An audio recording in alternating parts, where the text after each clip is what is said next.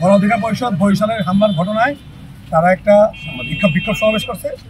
তারা মিছিল করে এখানে আসছিল, উদ্দেশ্য ছিল আমাদের অফিসে হামলা করা, কিন্তু সেনাবাহিনী, বাংলাদেশ সেনাবাহিনীর তড়িৎ হস্তক্ষেপ এবং পুলিশের আসার পরে তারা আর ওই এগোতে সাহস পায় না। ঘটনা হচ্ছে তারা করবে মব, আমরা ফিরাইতে গেলে আমরা হয়ে যাবো দোষক।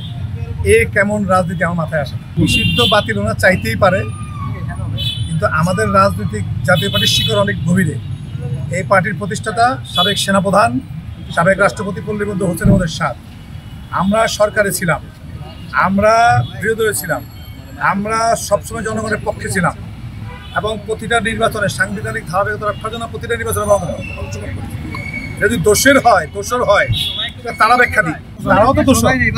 আজকে যারা গণ অধিকার বলেন, আবার বলেন যে এনসিপি বলেন, আমাদের ছাত্রলীগের দোষ ছিল, ছাত্রলীগ করছে।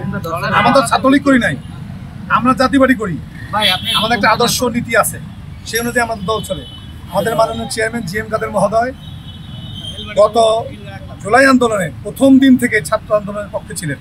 উনি সংসদে প্রধানমন্ত্রী শেখ হাসিনার উপস্থিতিতে দীর্ঘক্ষণ বক্তব্য দিয়েছেন এবং সরকারের কোনো কর্মকাণ্ডের বিরুদ্ধে, আওয়ামী লীগ সরকারের কর্মকাণ্ডের বিরুদ্ধে এমন কোনো কথা নাই যে করা কথা উনি বলেন নাই। তারপরে আমরা দোষর আর ওনারা ভাসুর। আমরা তো মবের পক্ষে না। আমরা যদি ওরা কিছু করতে আসে, মানুষ সাধারণ জনতা তাদেরকে রুখে দেবে। আমরা তো প্রতিহত করব, আমরা আগে কিছু করবো না। তারা আজকেও আসছিল, হয়তো সুযোগ পেলে করতো, করে নাই। বরিশালে আমাদের মিটিং শেষ, রাতের বেলায় হামলা করছে, লালমনিরহাটে পার্টি ভাঙছে। এই কেমন অরাজকতা! রাত্রিবেলা যে একটা মানুষের পার্টি অফিসে থাকতে হবে না, তার পার্টি ভাঙচুর করতে হবে। আমরা কার পার্টি অফিসকে ভাঙছি জীবনে দেখাতে পারবে? জাতীয়বাদী কারো অফিসকে ভাঙছে বলতে পারবে না। চাঁদাবাজি করি আমরা জনগণের পক্ষে, শান্তির পক্ষে।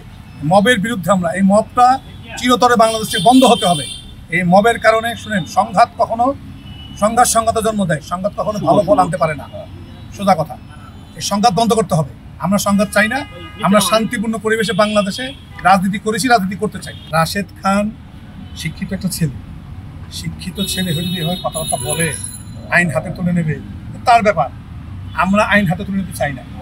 আমরা নিয়মতান্ত্রিকভাবে রাজনীতি করবো, নিয়মতান্ত্রিকভাবে মোকাবিলা করবো এবং সেখানে অবশ্যই তারা আমাদের প্রতিরোধের মুখে সম্মুখীন হবে, জনগণের প্রতিরোধের মুখে সম্মুখীন হবে। কারণ আমরা চাঁদাবাজিতে নাই, আমরা চিন্তায় নাই, রাহাজানিতে নাই, ভায়োলেন্সে নাই, ভ্যান্ডালিজমে নাই, মবে নাই।